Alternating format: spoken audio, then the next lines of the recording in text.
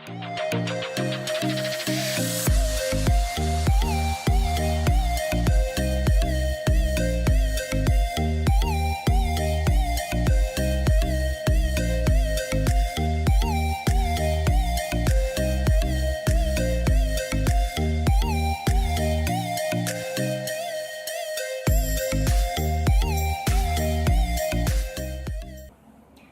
Tuhan, haleluya. Salam sejahtera di dalam kasih Tuhan Yesus Kristus untuk seluruh keluarga besar GBD El Shaddai Magelang. Saya percaya kita semua adalah orang-orang yang diberkati oleh Tuhan. Kita adalah orang-orang yang menerima pemeliharaan Tuhan dalam setiap kehidupan kita. Puji nama Tuhan, kita bersyukur saat ini kita masih diberikan kesempatan kepada kita semua oleh Tuhan, kita untuk mendengarkan kebenaran firman Tuhan. Kita sama-sama belajar akan setiap kebenaran firman Tuhan. Puji nama Tuhan, kita akan mendengarkan firman Tuhan yang terdapat di dalam kitab Keluaran pasal yang ke-29.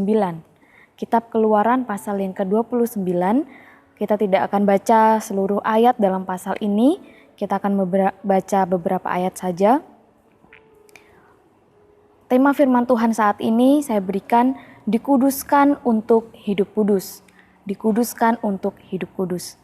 Bapak Ibu Saudara yang dikasihi oleh Tuhan, setelah keluarnya bangsa Israel dari tanah Mesir, Allah memberikan ketetapan-ketetapan tentang berbagai hal kepada bangsa Israel untuk dilakukan.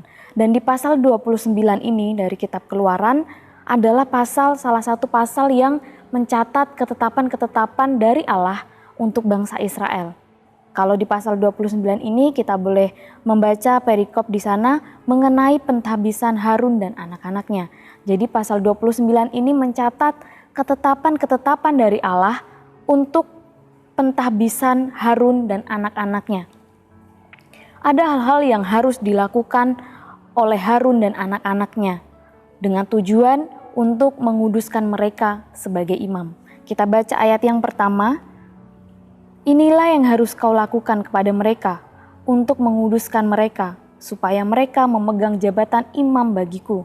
Ambillah seekor lembu jantan muda dan 2 ekor domba jantan yang tidak bercela. Bapak Ibu Saudara boleh baca ayat-ayat selanjutnya nanti. Di sini kita akan menemukan ada hal-hal yang harus dilakukan oleh Harun dan anak-anaknya.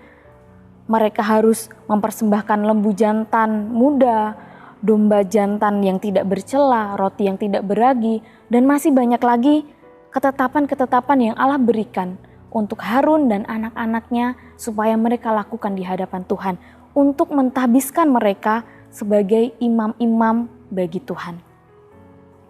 Kalau kita baca di ayat yang ke-21, di pasal yang ke-29 ini, ayat yang ke-21 saya bacakan, haruslah kau ambil sedikit dari darah yang ada di atas mezbah dan dari minyak urapan itu, dan kau percikan kepada Harun dan kepada pakaiannya, dan juga kepada anak-anaknya dan pada pakaian anak-anaknya.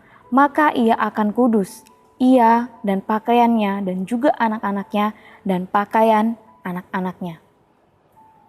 Kita boleh melihat di sini tujuan Allah memberikan ketetapan-ketetapan kepada Harun dan anak-anaknya adalah untuk supaya mereka menjadi kudus. Mereka sebagai imam-imam Tuhan, mereka harus kudus di hadapan Tuhan. Kalau kita baca lagi di ayat yang ke-36 sampai ayat yang ke-37, tetap di pasal yang ke-29 ini, tiap-tiap hari haruslah engkau mengolah seekor lembu jantan menjadi korban penghapus dosa, untuk mengadakan pendamaian, dan haruslah kau sucikan mezbah itu dengan mengadakan pendamaian baginya. Haruslah engkau mengurapinya untuk menguduskannya. 7 hari lamanya haruslah engkau mengadakan pendamaian bagi mezbah itu. Haruslah engkau menguduskannya, maka mezbah itu akan menjadi maha kudus. Setiap orang yang kena kepada mezbah itu akan menjadi kudus. Kekudusan menjadi standar Allah untuk Allah hadir dan tinggal. Tidak hanya Harun dan anak-anaknya, tapi juga mezbah Allah. Di sana mereka harus melakukan hal-hal mengorbankan korban persembahan untuk supaya mereka menjadi kudus di hadapan Tuhan. Mezbah itu juga menjadi kudus bagi Tuhan. Kekudusan menjadi standar Allah untuk Allah hadir dan tinggal. Ayat yang ke-44 sampai 46. Ayat yang ke-44 sampai 46, aku akan menguduskan kemah pertemuan dan mezbah itu. Lalu Harun dan anak-anaknya akan kukuduskan supaya mereka memegang jabatan imam bagiku. Aku akan diam di tengah-tengah orang Israel dan aku akan menjadi Allah mereka. Ayat 46, maka mereka akan mengetahui bahwa akulah Tuhan Allah mereka yang telah membawa mereka keluar dari tanah Mesir, supaya aku diam di tengah-tengah mereka. Akulah Tuhan Allah mereka. Ada hal-hal yang harus dilakukan supaya Tuhan menguduskan mereka, supaya Tuhan berkenan hadir dan tinggal dalam kehidupan Harun dan anak-anaknya sebagai imam, bahkan di mezbah Allah. Kekudusan adalah kehendak Allah bagi umat Israel dalam perjanjian lama. Kalau kita baca di dalam Imamat pasal yang ke-11 ayat yang ke-44, di sana dikatakan, sebab akulah Tuhan Allahmu, maka haruslah kamu menguduskan dirimu dan haruslah kamu kudus. Sebab aku ini kudus, dan janganlah kamu menajiskan dirimu dengan setiap binatang yang mengeriap dan merayap di atas bumi.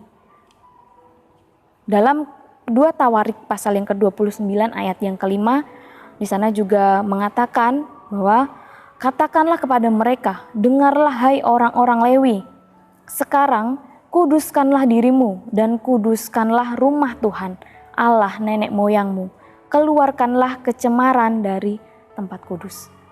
Kita bisa menyimpulkan bahwa Tuhan mau, Allah mau umat-umat Israel itu kudus di hadapan Tuhan. Rumah Tuhan juga kudus di hadapan Tuhan. Apa yang terjadi di dalam perjanjian lama adalah bayangan bagi kita. Menjadi satu pertanyaan bagi kita semua, apakah kita sudah menjadi tempat yang kudus bagi Tuhan? Apakah kita sudah menjadi pribadi yang kudus di hadapan Tuhan? Bapak Ibu Saudara yang dikasihi oleh Tuhan, sama halnya ketika kita mengizinkan orang lain untuk tinggal dalam rumah kita. Apakah kita akan membiarkan rumah kita kotor? Kalau kita membiarkan rumah kita kotor, menjadi pertanyaannya, apakah orang yang kita izinkan untuk tinggal dalam rumah kita, apakah mereka bersedia untuk tinggal? Apakah mereka akan betah tinggal dalam rumah kita yang dalam keadaan kotor? Tentu saja tidak. Kita pun juga tidak mau tinggal di suatu tempat, di rumah yang kotor, yang berantakan, yang tidak bersih. Begitupun dalam setiap kehidupan kita. Tuhan mau hadir dan tinggal di tempat yang kudus, di tempat yang bersih. Biarlah kita menjadi umat-umat Tuhan, menjadi pribadi-pribadi yang kudus di hadapan Tuhan. Kita adalah orang-orang yang telah dikuduskan oleh pengorbanannya. Ibrani pasal yang ke-10, ayat yang ke-10. Ibrani 10 ayat yang ke-10. Dan karena kehendaknya, inilah kita telah dikuduskan satu kali untuk selama-lamanya oleh persembahan tubuh Yesus Kristus. Kalau kita tadi sudah belajar bahwa Harun dan anak-anaknya, bahkan orang-orang Israel, mereka melakukan hal-hal mengorbankan korban persembahan supaya Tuhan menguduskan mereka. Dalam perjanjian lama itu yang dilakukan. Ada hal yang harus dilakukan supaya Tuhan menguduskan mereka. Nah, dalam setiap kehidupan kita, dalam kehidupan kita sekarang ini, tidak ada hal yang dapat membuat kita kudus di hadapan Tuhan. Firman Tuhan yang sudah kita baca tadi di Ibrani 10 ayat yang ke-10, hanya oleh karena pengorbanan Tuhan. Hanya karena oleh persembahan tubuh Yesus Kristus yang untuk satu kali untuk selamanya, itulah yang menguduskan setiap kehidupan kita. Dengan iman percaya kita menerima pengorbanannya yang menguduskan setiap kehidupan kita. Kita sekarang adalah orang-orang kudus di hadapan Tuhan. Nah, Bapak Ibu Saudara yang dikasihi oleh Tuhan, sebagai orang-orang kudus, sebagai orang-orang yang telah dikuduskan oleh pengorbanan Tuhan, kita harus menjaga kekudusan itu. Efesus 5 ayat yang ketiga, Efesus 5 ayat yang ketiga di sana dikatakan, tetapi percabulan dan rupa-rupa kecemaran atau keserakahan disebut saja pun jangan di antara kamu, sebagaimana sepatutnya bagi orang-orang kudus. Firman Tuhan katakan dalam Efesus 5 ayat yang ketiga ini, percabulan dan rupa-rupa kecemaran atau keserakahan disebut saja pun jangan. Sangat tegas di sini dikatakan disebut pun jangan. Ada beberapa orang yang mungkin sering memperkatakan perkataan kotor, bergurau yang mengarah kepada hal-hal yang jorok, hal-hal yang kotor, hal-hal yang berbau cabul. Firman Tuhan katakan di sini disebut saja jangan, apalagi dilakukan.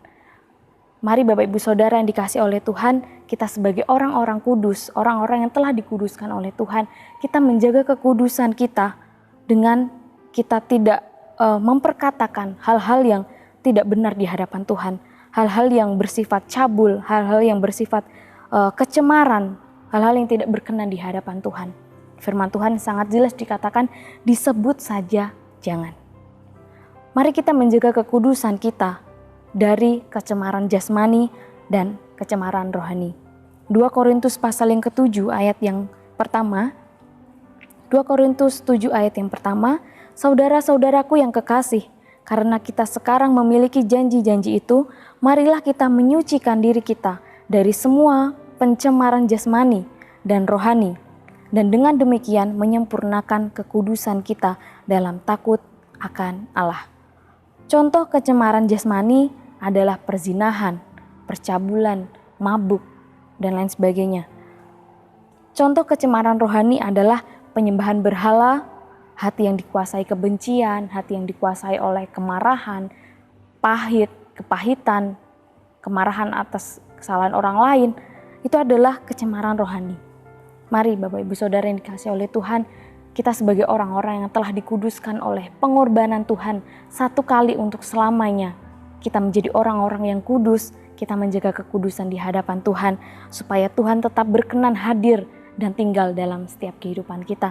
Amin untuk kebenaran firman Tuhan, biarlah firman Tuhan saat ini boleh kembali mengingatkan setiap kehidupan kita sebagai orang-orang kudus, sebagai umat-umat yang telah dikuduskan oleh Tuhan, untuk kita menjaga kekudusan itu dengan hidup kudus di hadapan Tuhan, supaya Tuhan berkenan hadir dan tetap tinggal dalam setiap kehidupan kita. Puji nama Tuhan, mari sama-sama kita berdoa.